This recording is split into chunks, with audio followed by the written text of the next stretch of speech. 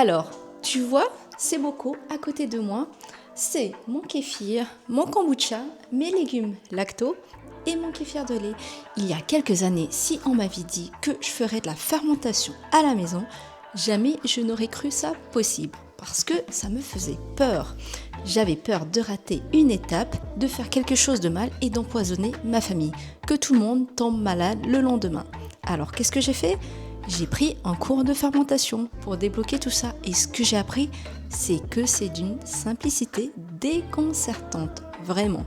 Alors aujourd'hui, dans cette vidéo, je vais te montrer les produits fermentés que l'on intègre au quotidien dans notre alimentation. Prends ce que tu as à prendre, si ça peut t'inspirer, tant mieux. Allez, c'est parti. Alors, le vrai problème aujourd'hui, on parle du microbiote partout, de la santé intestinale et des bienfaits de la fermentation. On en parle partout, sur Instagram, dans les podcasts santé, dans les magazines.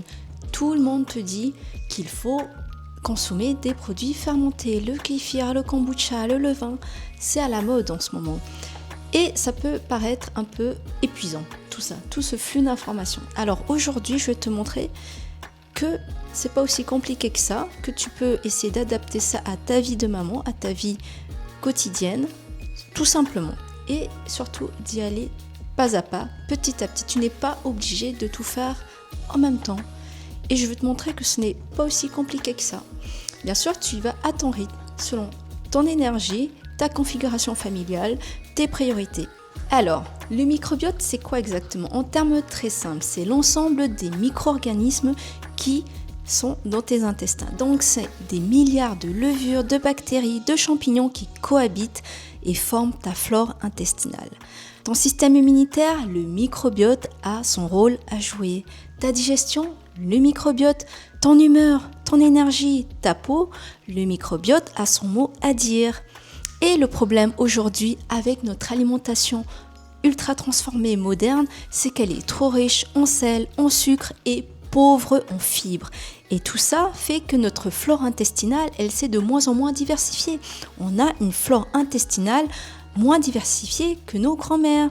Nos grands-mères, elles faisaient de la fermentation, pas parce que c'était une tendance, mais parce que c'était une façon naturelle de conserver les aliments. Du pain au levain, du lait caillé, des légumes lacto-fermentés. Elles nourrissaient leur microbiote sans même le savoir. Parce que fait la fermentation ? La fermentation prédigère les aliments et les enrichit en bonnes bactéries, celles dont ton intestin a besoin. Alors concrètement, qu'est-ce que je fais à la maison ? Je vais te faire un retour honnête sur tous ces produits dans l'ordre de facilité. Parce que oui, tu n'as pas besoin de commencer par du miso. Alors premièrement, le kéfir d'eau ou de fruits et le kéfir de lait. Très simple à faire, le kéfir d'eau ou de fruits, mes enfants adorent ça. Tu mets de l'eau, du sucre, du citron, des figues et les grains de kéfir. Tu laisses fermenter ça 24-48 heures, tu filtres et tu mets en bouteille pour la deuxième fermentation selon la pétillance que tu veux. Kéfir de lait, plus ou moins la même chose mais avec du lait. Donc après ça te donne une boisson crémeuse acidulée. Et ces deux boissons sont très riches en bonnes bactéries. Alors, les légumes lacto-fermentés, très simple à faire. Du sel, de l'eau, des légumes. Tu coupes des légumes, des carottes, des navets, des radis, des piments, comme c'est le cas ici, du chou. Tu mélanges avec du sel, de l'eau, tu tasses dans un bocal et c'est tout. Juste le thon fait la chose. Le thon fait la fermentation. Les bonnes bactéries naturellement présentes sur les légumes font leur travail. C'est super simple à faire, les légumes lacto-fermentés. Tout début, j'en avais peur et en fait, lors de mon cours de fermentation, le professeur avait dit que de toute façon, quand une préparation rate, votre corps vous le dit. Faites confiance à votre corps, à vos odorats, à la vue.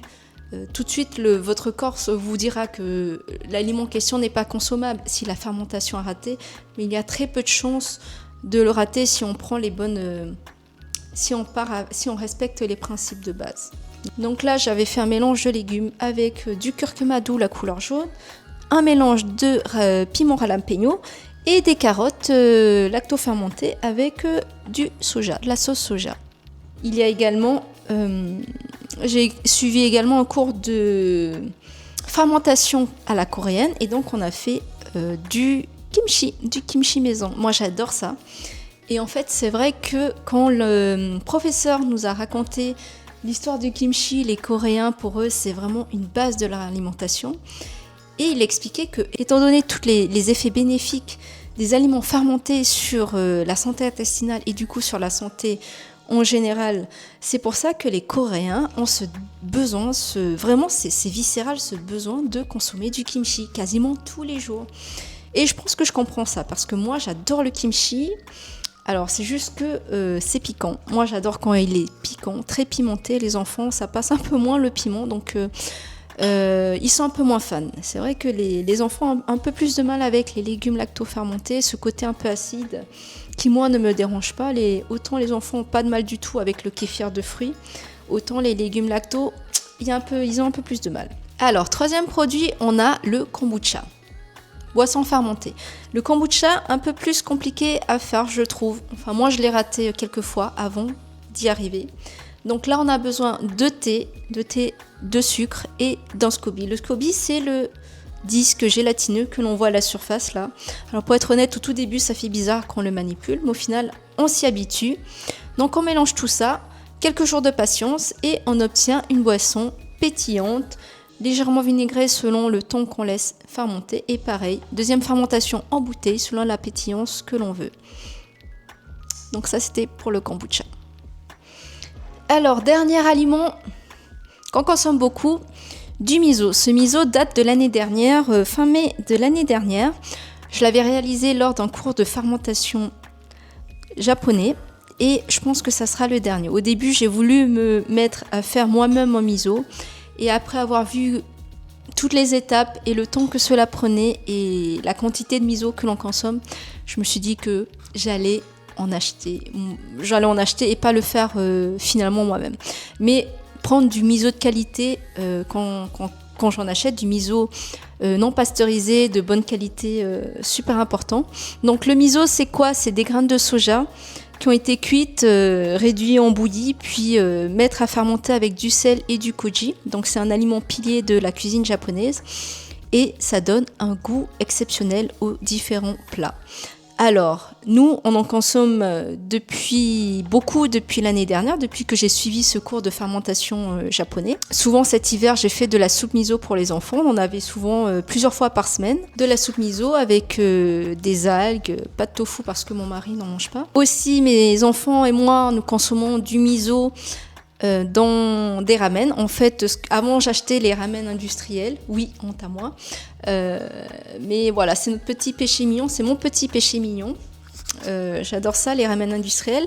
Et ce que j'ai découvert, c'est que je pouvais reproduire ce goût unami, ce goût vraiment profond des bouillons avec du miso, du dashi, des algues. Et vraiment maintenant, avec les enfants, je n'achète plus du tout les nouilles industrielles. Ce que je fais, c'est que je fais moi-même mon bouillon avec du dashi. À la dernière minute, je rajoute le miso et je rajoute enfin les ramen. Donc, c'est des ramen bio que j'achète, nature en fait.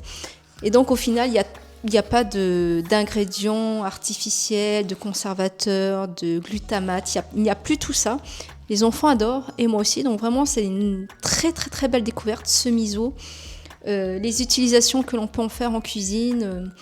Et puis aussi cet hiver, quand j'avais des fois un coup de faim ou quand j'avais besoin de quelque chose pour me réconforter, pour me réchauffer cet hiver, ce que je fais, c'est que je me prenais une cuillère de miso, de l'eau chaude, un peu de dashi en poudre. Et voilà, je faisais ça dans un petit bol et ça me faisait mon petit encas salé parce que je suis à la base beaucoup plus salée que sucrée. Mon petit encas salé de l'après-midi quand il faisait très froid cet hiver. Donc voilà, ça c'était pour le miso.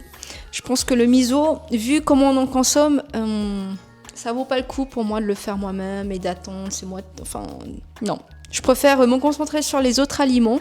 Et le miso, je pense qu'on continuera à en acheter du miso de bonne qualité, non pasteurisé, qui conserve vraiment tous les bienfaits, avec du miso qui aura conservé tous les bienfaits en fait. Donc voilà. Et les yaourts maison dans tout ça. Alors j'ai testé, bien sûr, avec des ferments. Sauf que mes enfants ne consomment pas régulièrement des yaourts, donc ça traînait au frigo. Ce que je fais maintenant, c'est que je continue à acheter des yaourts bio. Ils en mangent pas, tant pis. Mais au moins, ça ne traîne pas dans le frigo et je ne fais pas des fournées pour rien. Donc voilà, c'est aussi ça la fermentation intelligente, c'est de prendre ce qui peut bien s'intégrer dans ta vie au quotidien selon toi, tes envies, tes contraintes et de pas juste faire parce que c'est joli sur le papier. Donc voilà, les yaourts, pour l'instant, ce n'est pas d'actualité chez nous, les yaourts maison. Alors maintenant, par où commencer? Si je peux te donner un conseil, le kéfir de fruits ou de lait, c'est le plus simple. Si tu veux commencer par quelque chose de simple, commence par là. Et si comme moi, tu avais une appréhension, une peur des champignons, des levures, renseigne-toi, il y a plein de ressources sur Internet maintenant. Ou sinon, tu fais comme moi, tu prends un cours et voilà, ça débloque beaucoup de choses. Mais, dernier conseil, commence petit. Vraiment, commence selon ton énergie du moment, selon ta saison de vie, selon ton planning. Moi, je n'ai pas fait tout ça d'un coup, je ne me suis pas mise à faire tout ça d'un coup. J'avais commencé par le vin, puis par le kéfir, le kombucha. J'avais vu que c'était un peu plus compliqué avec les températures. Du coup, j'avais mis ça de côté pendant un moment, puis je me suis mise aux légumes. Enfin, je n'ai pas fait tout ça d'un coup, vraiment y aller petit à petit si c'est quelque chose qui t'intéresse. Voilà, petit à petit, on y arrive. Donc voilà, n'hésite pas à me dire en commentaire s'il y a un type de produit qui t'intéresse, qui te donne envie d'essayer. Peut-être que je ferai une vidéo dédiée à ce sujet, mais voilà, je ne peux que t'encourager à te lancer. Moi, vraiment, avec mon planning chargé, mes 4 enfants, le travail, la maison, je ne pensais pas intégrer ça. Et au final, petit à petit, quand on s'y met, eh ben, tout devient plus facile en y allant progressivement, pas à pas. Donc voilà, je te dis des bisous, à bientôt pour une prochaine vidéo. Ciao!